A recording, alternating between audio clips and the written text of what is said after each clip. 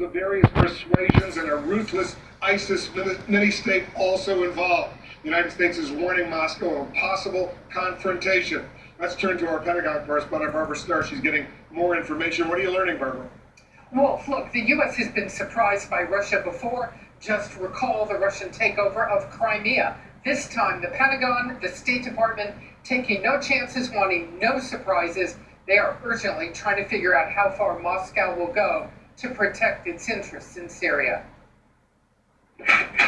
As Vladimir Putin sends more of his military into Syria, Secretary of State John Kerry making a second call to Russian Foreign Minister Sergei Lavrov, ratcheting up U.S. pressure. We reiterated our concern about these reports of Russian military activities or buildup, if you will, in Syria, and made very clear our view that if true and if borne out, those reports could lead to greater violence.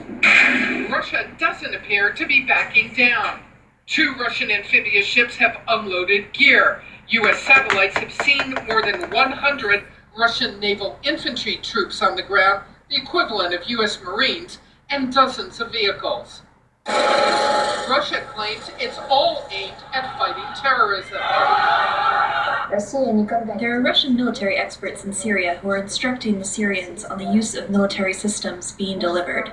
The U.S. says Russia is part of the problem, and their support of the Assad regime has fostered the growth of ISIS. The intent here is unclear about exactly what they're up to and why they're doing it. The working theories about what Russia may do next: it could attack ISIS positions, but a more likely scenario, Russia attacks Syrian rebels fighting President Bashar al-Assad.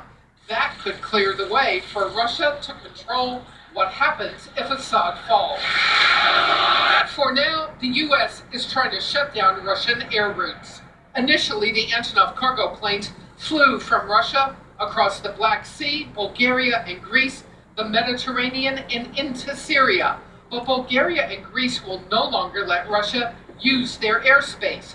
The new route down the Caspian Sea and across Iran and Iraq into Syria. If Russia begins military operations, it changes the calculation immensely.